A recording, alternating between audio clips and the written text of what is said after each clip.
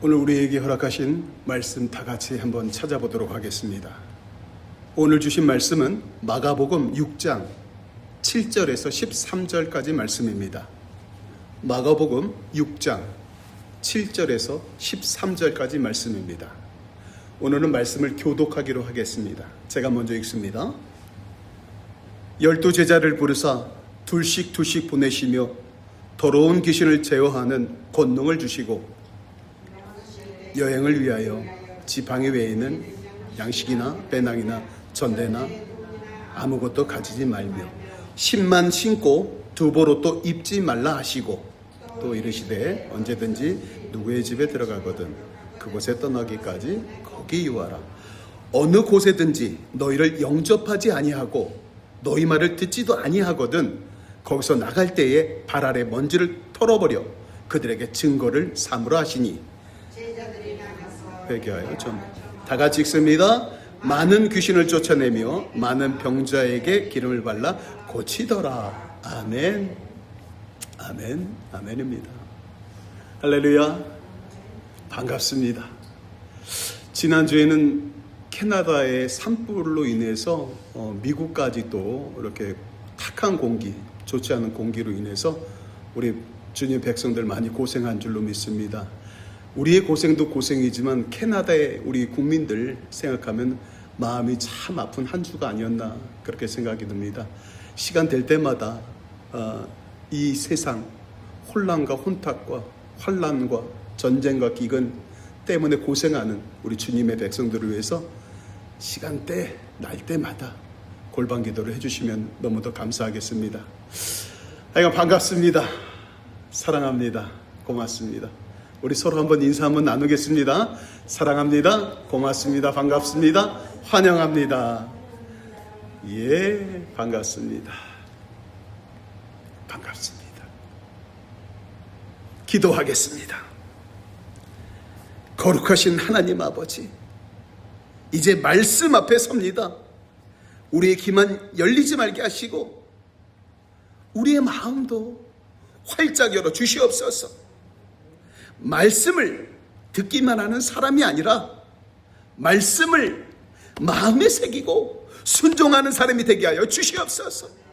오늘도 성령님께서 말씀하시는 음성을 분명하게 우리가 듣게 하시고 우리의 삶이 주님의 말씀 앞에서 언제나 예 주님 하고 응답하는 믿음의 삶이 되게 하여 주시옵소서.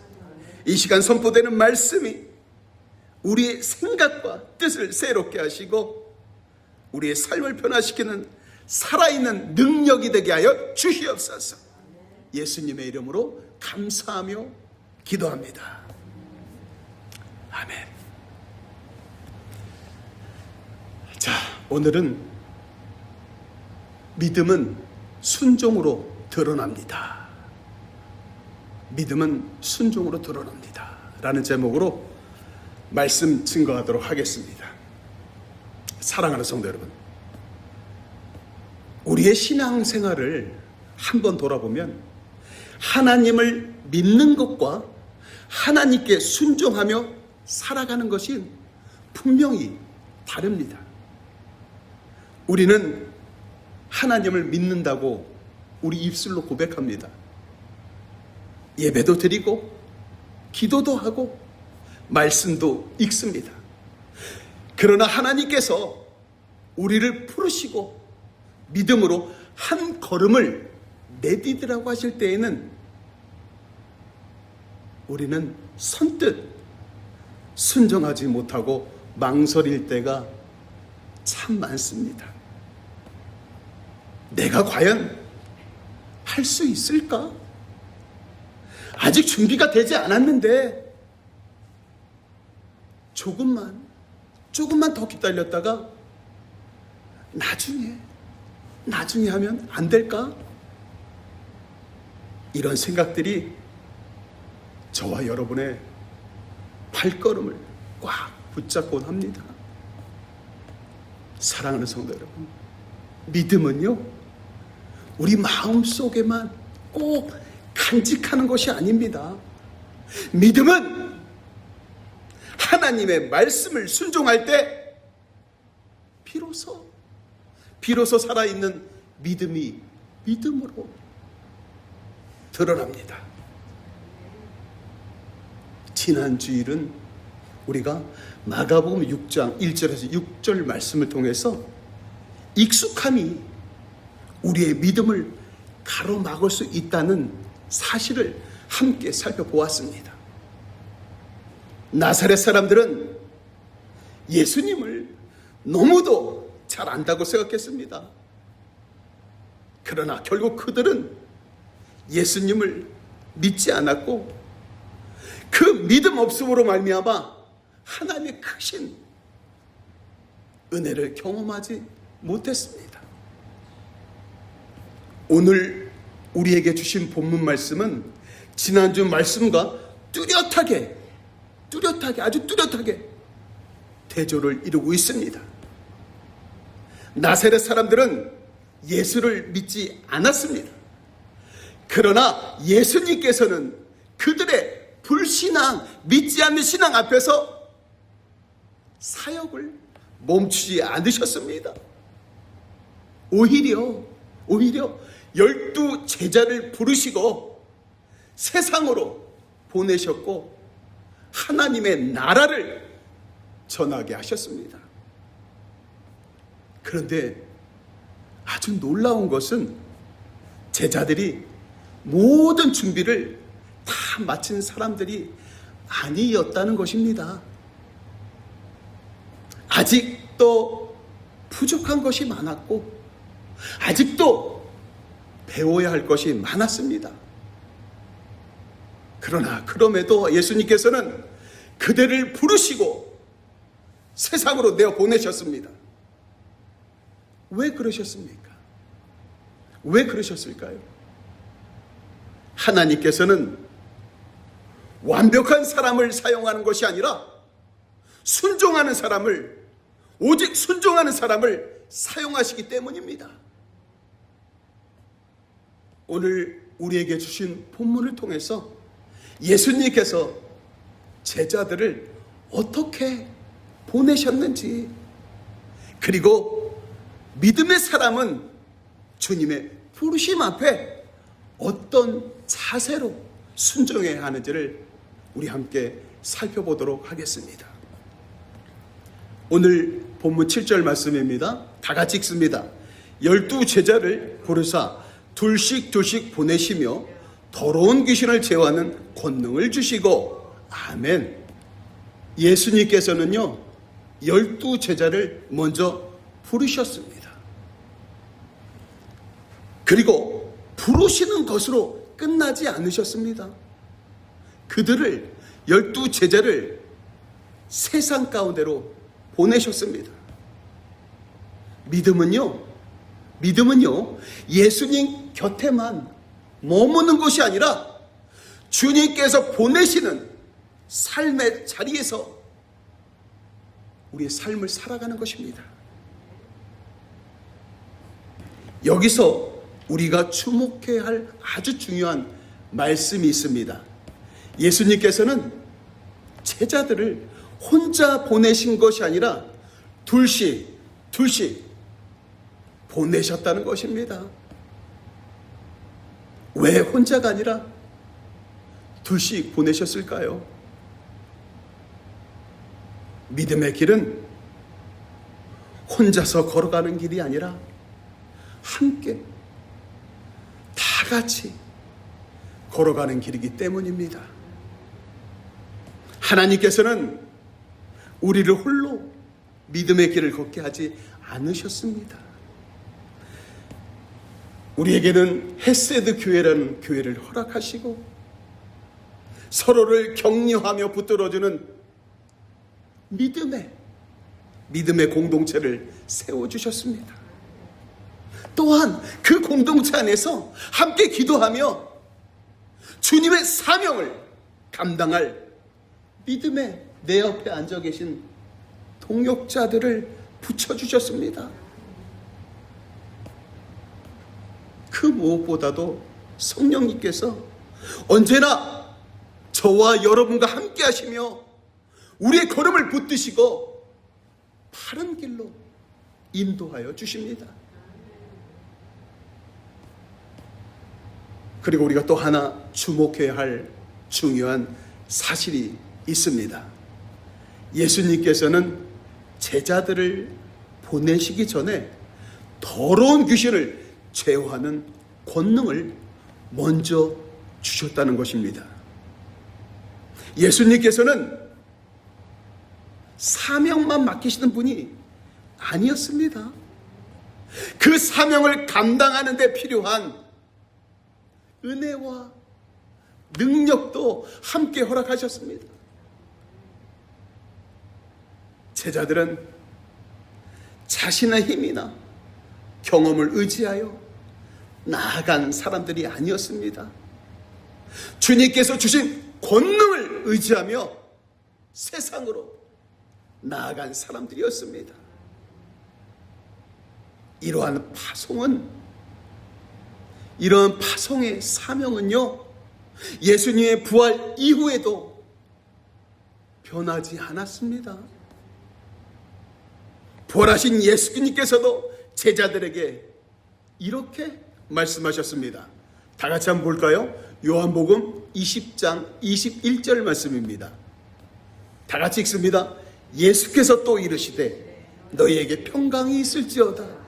아버지께서 나를 보내신 것 같이 나도 너희를 보내노라. 아멘.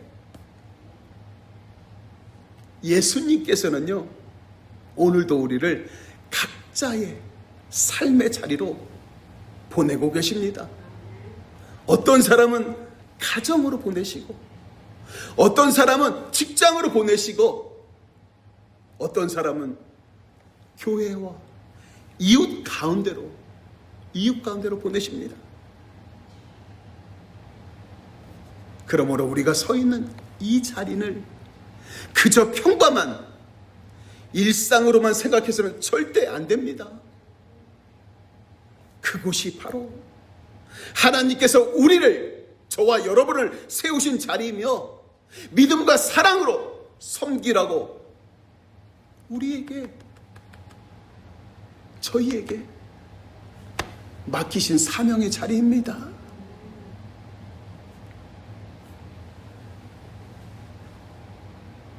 우리를 보내시는 분이 주님이시라면 그 사명을 감당할 힘과 은혜도 주님께서 더하여 주실 것입니다.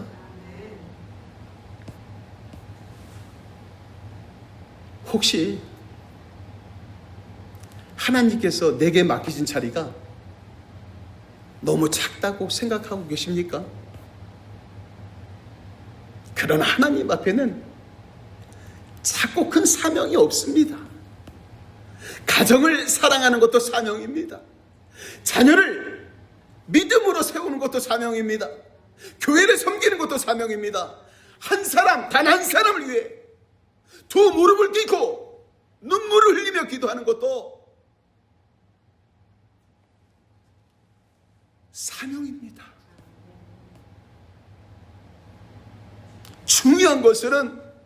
여기서 중요한 것은 우리가 어디에 있느냐가 아닙니다. 누가 나를, 여러분을, 우리를 보내셨느냐입니다. 하나님께서 보내신 자리라면 이곳이 가장 소중하고 귀한 사명의 자리인 줄로 믿습니다. 믿음의 사람은 하나님의 부르심 앞에서도 이렇다 저렇다 핑계를 찾기보다는 순종으로 응답해야 합니다. 이사야 6장 8절에서 이사야는 이렇게 고백을 합니다. 다 같이 볼까요? 내가 또 주의 목소리를 들으니 주께서 이르시되 내가 누구를 보내며 누가 우리를 위하여 갈고 하시니 그때에 내가 이르되 내가 여기 있나이다 나를 보내소서 하였더니 아멘. 아멘입니다. 사랑하는 성도 여러분, 오늘도 하나님께서는요, 우리를 부르고 계십니다. 그리고 우리를 우리의 각자의 삶의 자리로 보내주시고 계십니다. 우리도 이사야처럼 하나님 앞에서 이렇게 고백하기를 원합니다. 주님, 제가 여기 있습니다. 저를 사용하여 주시옵소서. 주님께서 보내시는 곳이라면 어디든지 달려가 기쁨으로 순종하며 나아가겠습니다. 아멘입니다. 이렇게 우리의 마음을 고백하기를 간절히 소망합니다. 오늘 본문 8절에서 11절까지 말씀입니다. 다 같이 한번 보겠습니다. 명하시되 여행을 위하여 지팡이 외에는 양식이나 배낭이나 전대의 돈이나 아무것도 가지지 말며 신만 신고 두보로 입지 말라 하시고, 또 이르시되 어디서든지 누구의 집에 들어가거든 그곳을 떠나기까지 거기 유하라. 어느 곳에든지 너희를 영접하지 아니하고 너희 말을 듣지도 아니하거든 거기서 나갈 때 발 아래 먼지를 털어버려 그들에게 증거를 삼으라 하시니. 아멘. 예수님께서는 제자들을 세상으로 내어 보내시면서 아주 특별한 명령을 하셨습니다. 양식을 준비하지 말라고 하셨습니다. 전대의 돈도 가져가지 말라고 하셨습니다. 여벌의 옷도 준비하지 말라고 하셨습니다. 우리의 생각으로는 선뜻 이해하기가 어려운 말씀입니다. 그렇지 않나요? 어떻게 길을 떠나는데 먹을 것도 준비하지 말고 돈도 가지 말라고 하시니 제자들의 마음에는 염려와 걱정과 근심과 두려움이 찾아왔을 것입니다. 그러나 예수님께서 이렇게 말씀하신 것은요, 제자들을 어렵게 하시려는 것이 아니었습니다. 오직 하나님만 의지하는 믿음을, 오직 하나님만 의지하는 믿음을 배우게 하시기 위함이었습니다. 이제 제자들은 자신의 준비보다 하나님께서 공급해 주시는 것을 바라보며 하루하루를 살아가게 했습니다. 자신의 능력을 의지하기보다 하나님의 도우심을 신뢰하며 살아가야 했습니다. 오늘 우리도, 저와 여러분도 이와 크게 다르지 않는 삶을 살고 있습니다. 우리는 과연 무엇을 가장 의지하며 살아가고 있습니까? 돈이 조금 은행 잔고에 있으면 마음이 든든하고, 몸이 좀 건강하면 근심과 걱정이 없을 것 같고, 세상에 경험이 좀 많으면 무엇이든지 내 힘으로 해결할 수 있다는 것처럼 생각할 때가 아주 많습니다.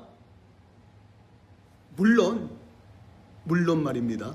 이 모든 것은 하나님께서 우리에게, 저와 여러분에게 허락하신 아주 귀한 은혜입니다.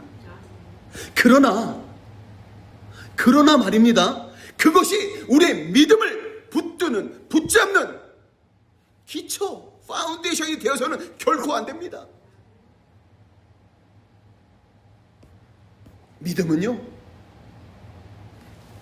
내 손 안에 있는 것을 붙드는 것이 아니라 오직 하나님만을 붙드는 것이기 때문입니다. 우리가 손에 가진 것이 많아서 우리가 담대한 것이 아니라 하나님께서 우리와 함께 하시기 때문에 우리가 담대할 수 있는 것입니다.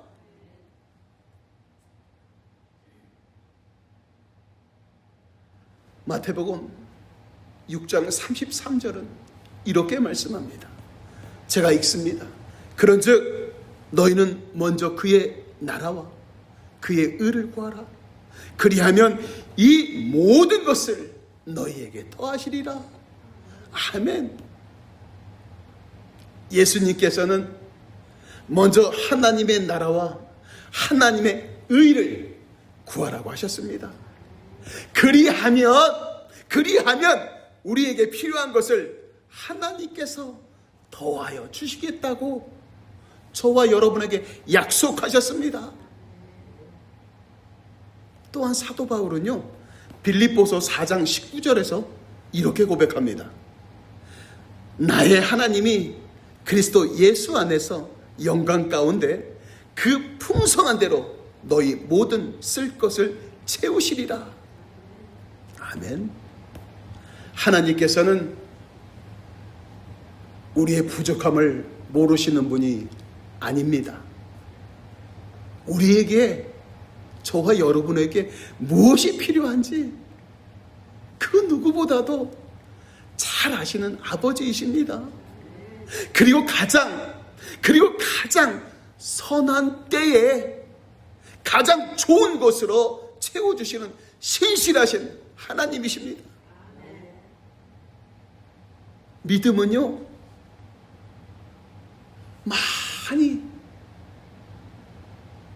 가진 사람에게 있는 것이 아닙니다. 오직 하나님 한 분만으로 충분합니다.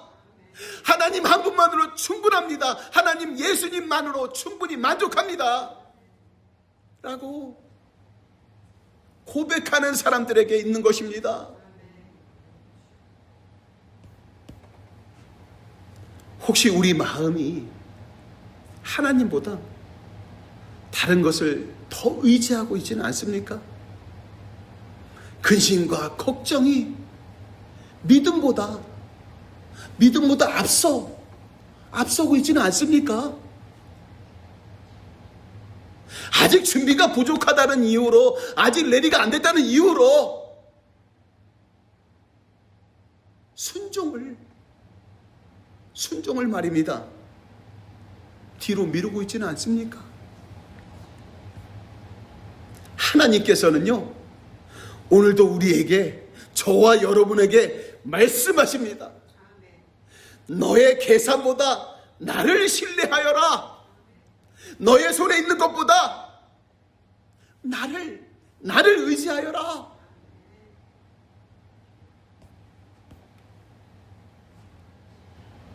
저와 여러분을 부르신 하나님께서는요, 결코 우리를 홀로 두지 않습니다. 우리를 부르신 하나님께서 끝까지 책임져 주시고, 우리를 보내시는 하나님께서 필요한 것을 채워주시며 우리의 걸음을 붙드시고 끝까지 인도하여 주실 것입니다. 그러므로 우리의 믿음이 주변의 환경이나 우리가 처해 있는 형편이나 이런 것에 흔들리지 말고 언제나 신실하신 하나님만 의지하며 믿음으로 살아가는 저와 여러분이 되시기를 간절히 소망합니다. 본문 12절과 13절 말씀입니다. 제자들이 나가서 회개하라 전파하고 많은 귀신을 쫓아내며 많은 병자에게 기름을 발라 고치더라. 아멘, 할렐루야. 드디어 제자들이 세상으로 나아갔습니다. 예수님께서 말씀하신 대로 순종하였습니다. 순종하여 세상으로 나아갔습니다. 그리고 그 순종의 자리에서 하나님의 놀라운 역사가 나타납니다. 제자들은 사람들에게 회개하라고 선포했습니다. 더러운 귀신은 떠나갔습니다. 병든 사람들이 고침을 받았습니다. 그러나 이 모든 일이 제자들의 능력이 아니라 제자들의 능력이 아니었습니다. 주님의 말씀을 순종했을 때 하나님께서 친히 일하신 것입니다. 제자들이 말입니다. 다른 사람들보다 뛰어나서가 아닙니다. 특별한 능력이 있어서도 아닙니다. 그들은 오직 주님의 말씀을 믿고 순종했습니다. 하나님께서는 그 순종을 통하여 놀라운 일을 이루셨습니다. 오늘도 하나님께서는 순종하는 사람을 통하여 일하십니다. 그의 삶을 통하여 하나님의 능력이 흘러가고 나타납니다. 믿음의 역사는 언제나 순종의 한 걸음에서부터 시작됩니다. 순종은 모든 결과를 우리가 다 확인한 후에 시작하는 것이 아닙니다. 하나님의 말씀을 신뢰했기 때문에 우리가 먼저 한 걸음을 내딜 수 있는 것입니다. 제자들은요, 세상으로 나아갔을 때 앞으로 어떤 일이 그들에게 닥칠지 전혀 알지 못했습니다. 세상 사람들이 자신을 환영할지, 세상 사람들이 자신들을 거절할지 전혀 알지 못했습니다. 그러나 그들은 그들의 계산법이 아니라 주님의 말씀을 붙들었습니다. 그 두려움에 머물기보다 주님의 명령에 따라 길을 나섰습니다. 바로 그때 말입니다. 하나님께서는 그들의 삶을 통하여 놀라운 일을 이루셨습니다. 오늘 하나님께서는 이와 같은 방법으로 똑같이 일하십니다. 우리의 작은 순종을 통하여 하나님의 크신 뜻을, 하나님의 그 크신 뜻을 이루어 가십니다. 한 번의 기도가 한 사람을 살리기도 합니다. 한 번의 용서가 깨어진 관계를 회복시키기도 합니다. 한 번의 섬김이 말입니다, 낙심한 사람을 다시 일으켜 세우기도 합니다. 단 한마디의 따뜻한 위로 한마디가 지친 마음을 다시 살릴 수도 있습니다. 우리는 그것을 아주 작은 일이라고 생각할지 모릅니다.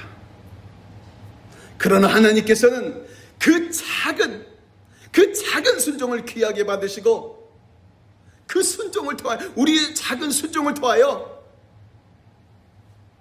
우리가 생각하지도 못한 하나님의 큰 일을 이루어 가십니다. 하나님께서는 저와 여러분의 능력보다 말씀 앞의 순종을 더욱 귀하게 보십니다.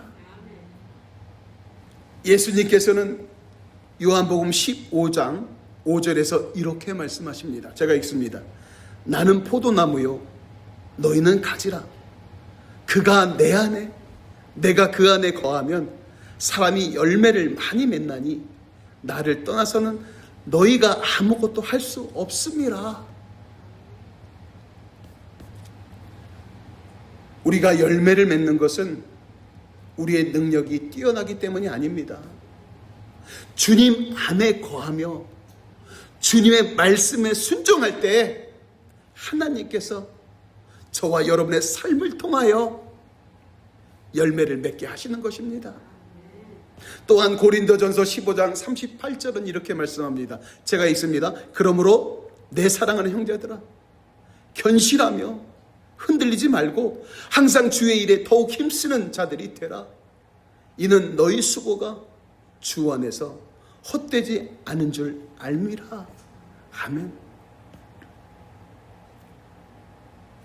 사랑하는 성도 여러분,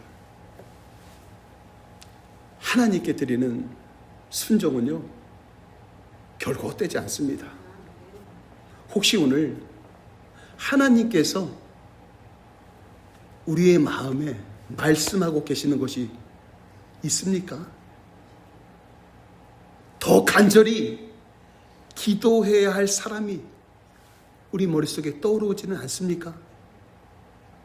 용서해야 할 사람이 혹시 있지는 않습니까? 우리가 찾아가서 위로하고 격려해야 할 우리의 이웃이 있습니까? 복음을 전해야 할 한 영혼이 혹시 생각나십니까? 사랑하는 성도 여러분, 그렇다면 말입니다. 더 이상 망설이지 마십시오. 순종은요, 내 능력을 믿는 것이 아닙니다. 우리에게 말씀하시는 하나님을 믿는 것입니다. 우리의 순종이 아주 작아 보여도 괜찮습니다. 예수님께서는 겨자씨 하나일 만한 믿음도 아주 귀하게 사용하십니다.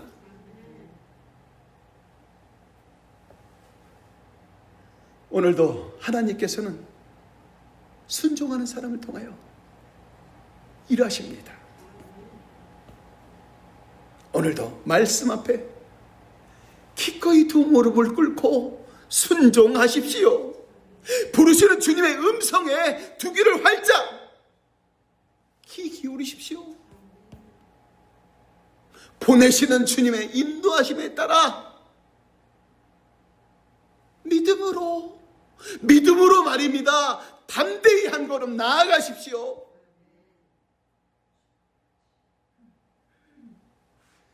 순종하는 사람의 발걸음은요 결코 헛되지 않습니다. 하나님께서는 우리의 순종을 통하여 하나님의 뜻을 이루시고 우리의 삶을 통하여 하나님의 영광을 나타내실 것입니다. 사랑하는 성도 여러분, 돌이켜보면 하나님께서는요 언제나 순종하는 사람을 통하여 역사하셨습니다. 노아는 하나님의 말씀을 따라 방주를 지었습니다. 아브라함은 하나님의 부르심을 따라 고향을 떠났습니다. 모세는요 하나님의 명령을 따라 애굽으로 돌아갔습니다. 이사야는 내가 여기 있나이다 나를 보내소서라고 응답했습니다. 그리고 오늘 본문에 나오는 예수님의 12 제자들도 예수님의 말씀에 따라 세상으로 나아갔습니다. 여기서 중요한 것은 그들에게 공통점이 있습니다. 그들에게 공통된 것은 뛰어난 능력이 아니었습니다. 말씀 앞에 기꺼이 두 무릎을 꿇고 순종하는 믿음이었습니다. 그리고 그 모든 순종의 삶은 저와 여러분에게 더 큰, 더 고귀한 순종의 본이 되시는 우리 주 예수 그리스도를 바라보게 합니다.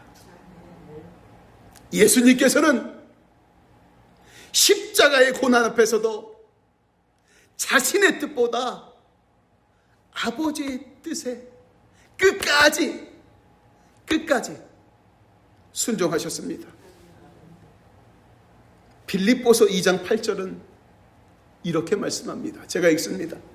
사람의 모양으로 나타나사 자기를 낮추시고 죽기까지 복종하셨으니 그 십자가에 죽으심이라. 예수님의 순종으로 저와 여러분은 구원을 받았습니다. 이제 우리도 그 주님이 걸어가신 그 발자취를 따라서 순종의 길을 걸어가는 사람들입니다. 사랑하는 성도 여러분, 하나님께서는 뛰어난 능력을 가진 사람보다 말씀 앞에 순종하는 사람을 기뻐 사용하십니다.